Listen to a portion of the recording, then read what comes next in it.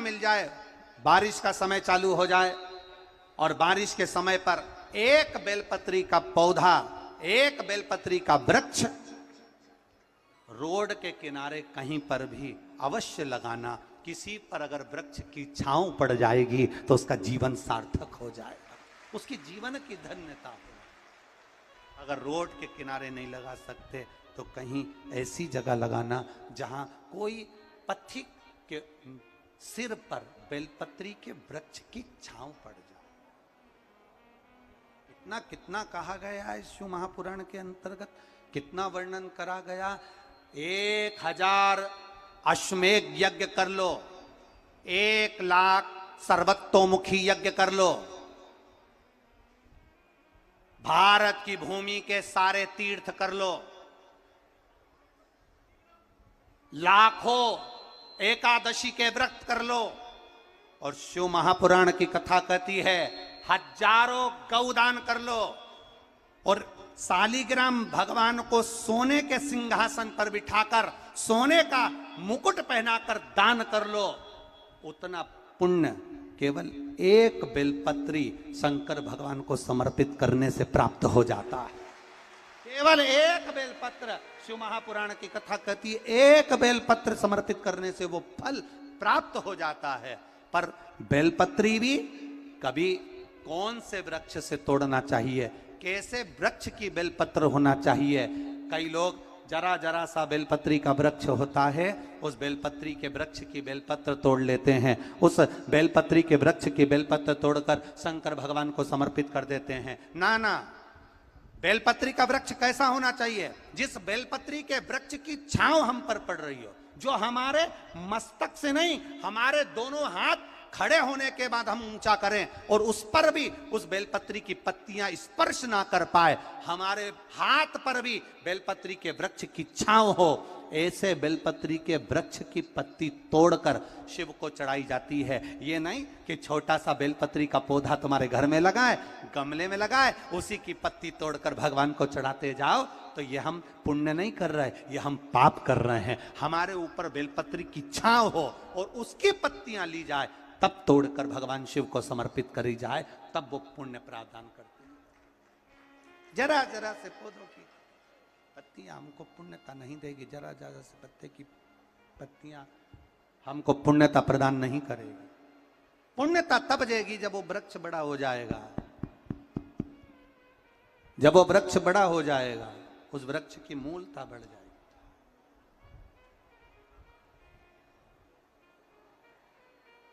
उस वृक्ष की आनंदता बढ़ जाएगी।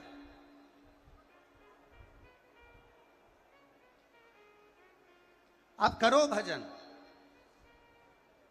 कई लोग यहां बैठे हैं ऐसे, ढेर सारे, एक दो नहीं, यहां पर बहुत सारे ऐसे बैठे होंगे।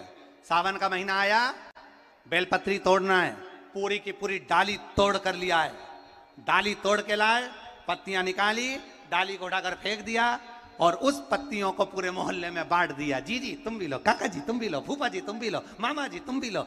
अब लोगों ने कितना तारीफ करी, हमारी देवरानी का छोरा इतना बढ़िया सारे मोहल्ले में बेलपत्री दे देता है। पर वो देवरानी के छोरे से एक बार तो पूछना कि कितने नरक में पड़ेगा, जो तूने सावन के महीने में पूरी डाली तोड़ी है। जरा विचार करना, शिव महापुराण में लिखा है बेलपत्री के वृक्ष पर से बेलपत्री जब तोड़ी जाती है तो पत्ती तोड़ी जाती है, उसकी डाली नहीं। एक डाली भी अगर बेलपत्री की टूट जाती है तो उसके दूसरे अर्थात दूसरी पीढ़ी, जैसे आज वो पिता बना है तो उसका बेटा, उसके घर में संतान फलीभूत नहीं हो सकती अगर डाली टूटती है। तो पत्ती तोड़ने का नियम है, डाली तोड़ने का नियम नहीं। पत्ती तोड़ने का नियम है, अब पत्ती तोड़ो चढ़ाइए, बेलपत्र लाइए चढ़ाइए, पर डाली तोड़ने का नियम हमारे यहां वर्णित नहीं करा गया। डाली तोड़ने का नियम हमारे यहां नहीं बनाया गया। शिव कथा कर रही है, भगवान शंकर का संवाद करा है, शिव महापुराण की कथा कर रही है, हमारा किया गया भजन, और भजन में भी श्रद्धा और विश्वास की मूलता, भरोसे की मूलता, दृढ़ता। लगाओ जब कभी लगे आपके जीवन में कि मेरे कष्ट का जीवन चल रहा है, कष्ट का, एक बेलपत्र अशोक सुंदरी वाली जगह पर इस डंडी का मुख शिवलिंग की ओर हो। किस ओर हो? बोलते जाओ जरा जल्दी जल्दी। शिवलिंग की ओर, अशोक सुंदरी वाली जगह, डंडी का मुख शिवलिंग की ओर, एक बेलपत्र शिवलिंग के ऊपर, जिसका डंडी का मुख, तुम अगर ये शिवलिंग है, आप यहां बैठे हो तो आपके साइड डंडी का मुख नहीं होना चाहिए, डंडी का मुख विपरीत दिशा में, आपसे पीछे। एक बेलपत्र अशोक सुंदरी, एक बेलपत्र शिवलिंग, डंडी का मुख उधर, और फिर जल की धार, जो लोटा भरकर पानी लेकर गए हो, अशोक सुंदरी से शिवलिंग तक धार लगाना है। यहां से चालू करा, चढ़ाते चढ़ाते यहां तक आना चाहिए। वो जल की धार चढ़ाना प्रारंभ करो। फिर 3 महीने में हमको पत्र लिखकर बताना कुबेरेश्वर धाम पर कि बाबा सुना कि ना सुना है। एक एक बेलपत्री का नियम है, एक एक बेलपत्र चढ़ाने का नियम है, दुर्वा चढ़ाने का नियम है, धतूरा चढ़ाने का नियम है, भगवान को शमी का पत्र चढ़ाने का नियम है, शंकर भगवान को रिझाने का नियम है। शिव तत्व को कैसे रिझाया जाए, शंकर का अनुमोदन कैसे करा जाए, मेरे ओघड़दानी को कैसे मनाया जाए, उसका नियम हमारे यहां शिव महापुराण में वर्णित किया गया। शिव महापुराण में बार बार वर्णन करा गया कि एक बेलपत्र का नियम, अपने जीवन को जो हम धारण करें, वो बेलपत्र कैसी चढ़ना चाहिए, उसका सुख क्या होना चाहिए। एक पत्र आया,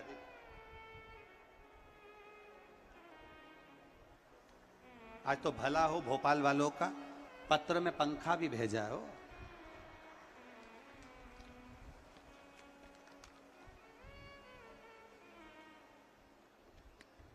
ऐसे पढ़, टीवी पर भी आप लोग पत्र पढ़ सकते हैं। मैं जितेंद्र विश्वकर्मा, पत्नी रीना विश्वकर्मा, पुत्र शिवांश विश्वकर्मा, 235 एम सेक्टर, अयोध्या नगर, भोपाल। मेरी शादी को 8 वर्ष हो गए थे, कोई संतान नहीं हुई। मेरी बहन, जिसका भी रीना विश्वकर्मा है, वह कुबेरेश्वर धाम गई और वहां से बाबा से विनती कर एक रुद्राक्ष लेकर आई। सफेद आंकड़े की जड़ का प्रयोग करा, एक बेलपत्र, गुरुजी आप कहते हो शंकर को चढ़ाना, एक बेलपत्र चढ़ाने का नियम बनाया। कभी बेलपत्र मिलती, कभी नहीं मिलती, तो शिव जी पर उठाकर शंकर जी को चढ़ा देते। बाबा की कृपा ऐसी हुई, 8 वर्ष के बाद 26 नवंबर 2023 को 26 नवंबर को पुत्र रत्न की प्राप्ति बाबा की कृपा से यहां 2022 में बाबा ने कृपा कर दी है। ये पुत्र का फोटो भी लगाया, ये शिव तत्व है, ये ओघड़ी, ये शंकर, ये त्रिकालदर्शी, ये कैलाश। एक शिव पर चढ़ाया गया एक बेलपत्र, और खाली ना, बोलो बोलो आप लोग बोलो, बड़े प्रेम से बोलो। आज तो आखिरी दिन है, दिल से कहकर जाओ बाबा से, खाली ना कोई दर से तुम्हारे मैं भी खड़ा हूँ,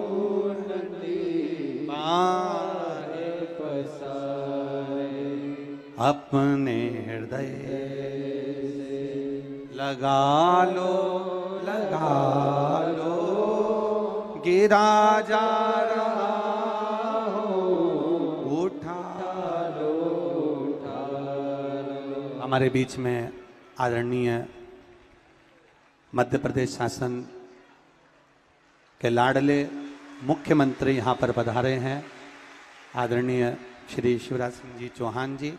एक बार जोरदार ताली बजाएं, जिन्होंने, अभी कथा ही चल रही थी वृक्ष की, 2.25 साल से लगातार एक वृक्ष प्रतिदिन लगा रहे हैं। एक बार जोरदार ताली बजाएं, बहुत बहुत सारी।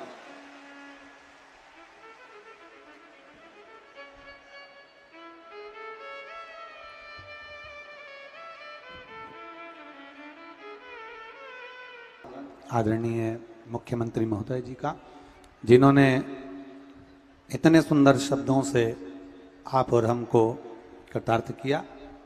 बहुत बहुत साधुवाद साथ में आए हुए प्रदेश अध्यक्ष आदरणीय वी डी शर्मा जी का, जिन्होंने भाव भक्ति के साथ इस पावन आनंदमय रसमय शिव महापुराण कथा का रसास्वादन किया। भगवान देवाधिदेव महादेव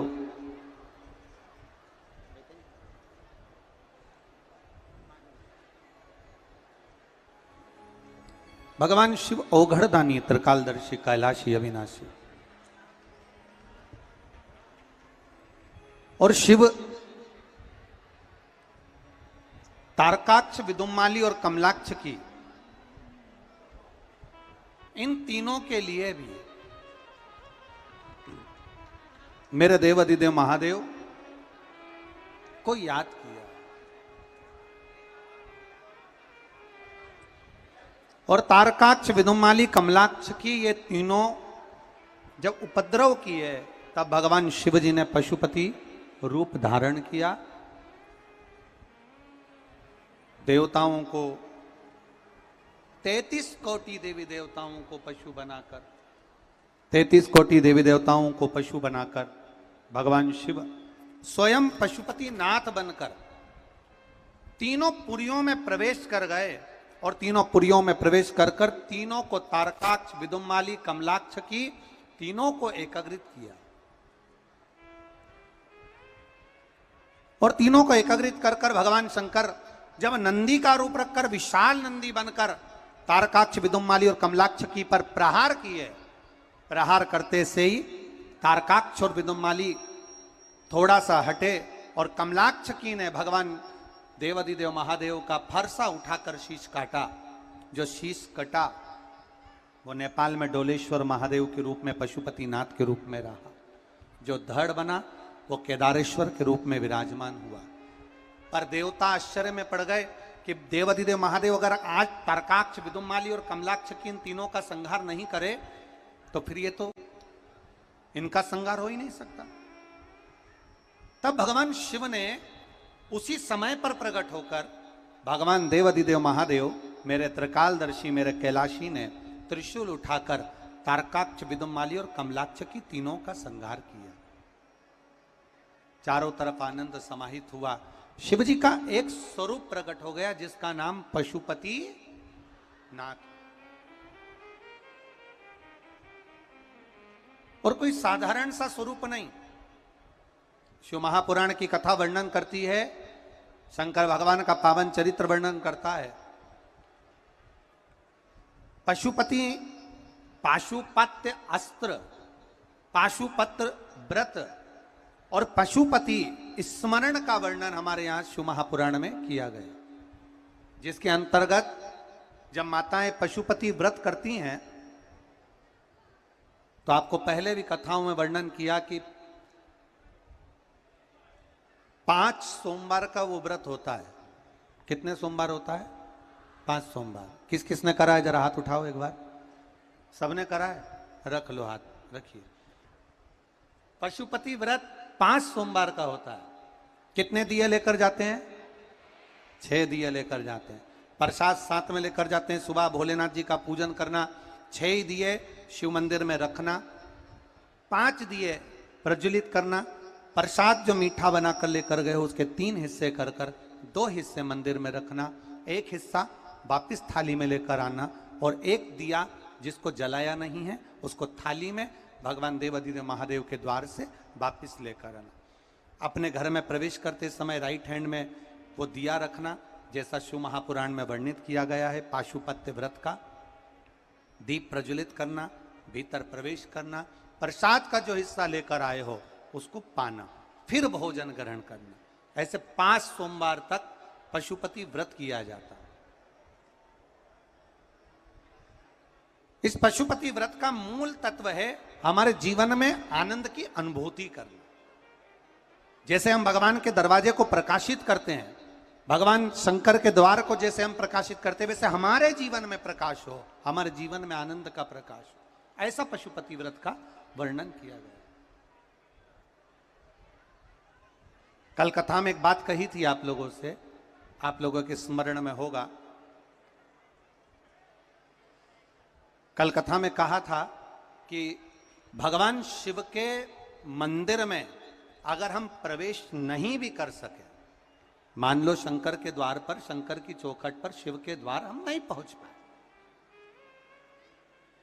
तो शिव महापुराण की कथा कहती है जो जल देवाधिदेव महादेव को समर्पित कर कर आ रहा है, जो भगवान शंकर को मात्र जल समर्पित कर कर आ रहा है या समर्पित करने जा रहा है, मात्र उस शिव भक्त का मस्तक पर त्रिपुंड लगाने वाला, तिलक लगाने वाला, गले में रुद्राक्ष धारण करने वाला या शिव जी पर एक लोटा जल चढ़ाने वाले का मात्र हम दर्शन भी कर लेते हैं तो हमारे कोटि कोटि पाप समाप्त हो जाते हैं। मात्र शिव का दर्शन कर लेते तो अपने घर के बच्चों को 150 रुपए देकर जाते हैं।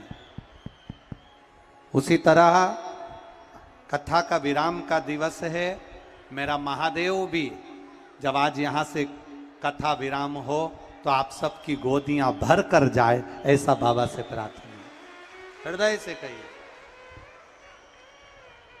भाव के साथ, दिल के साथ में।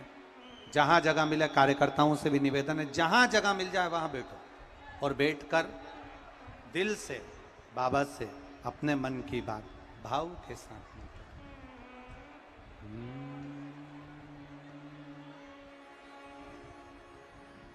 श्री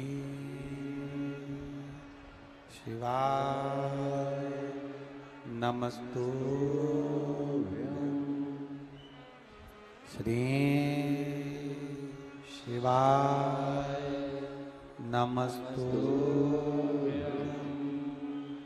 श्री शिवाय नमस्तुभ्यं, श्री शिवाय नमस्तुभ्यं, श्री शिवाय नमस्तुभ्यं। भोला सब दुख काटो भार, ओ भोला सब दुख काटो मारा। शिव शंकर जपूं तेरी माला, भोले बाबा जपूं तेरी माला, भोला सब दुख काटो मारा, ओ भोला सब दुख काटो मारा। वेश मंगल मंगलकारी, वेश मंगल मंगलकारी, शमशान वासी हमारा, शमशान वासी हमारा, भोला सब दुख काटो मारा, ओ भोला सब दुख काटो मारा। शिव कथा कहती है पशुपति व्रत करने वाला, जब पशुपति व्रत करता है तो शिव महापुराण की कथा कहती है कि वो दिल से करे। मान लो एक बार आपने पशुपति व्रत करा और कार्य नहीं हुआ, थोड़ा रुको, हो सकता है फाइल थोड़ी सी मोटी हो, छुपाने में समय लग जाता है, पर बाबा दुख काटेगा जरूर, ये निश्चित है। आप उसके शरणागति में गए हो तो खाली नहीं जाओ, आप उसके चरणों में पहुंचे हो तो खाली नहीं जाओ।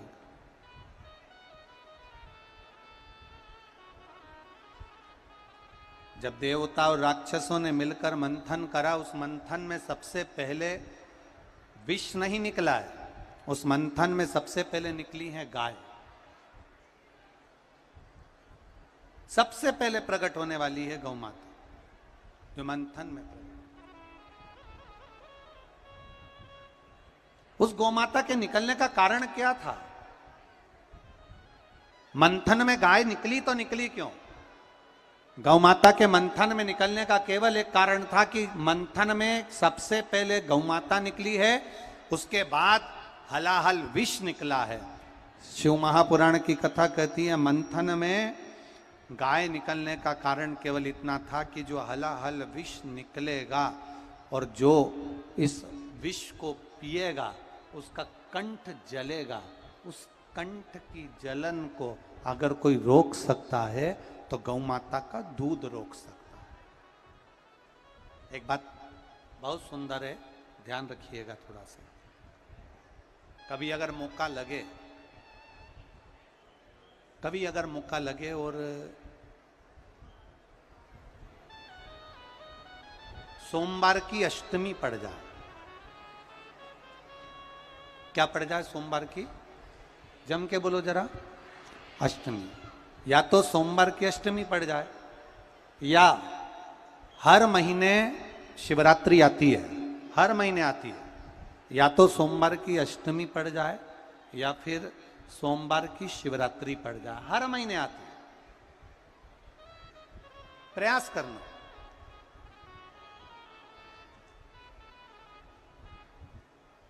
कहीं से देसी गाय का दूध मिल जाए, थोड़ा सा दूध देसी गाय का मिल जाए, थोड़ा सा दूध।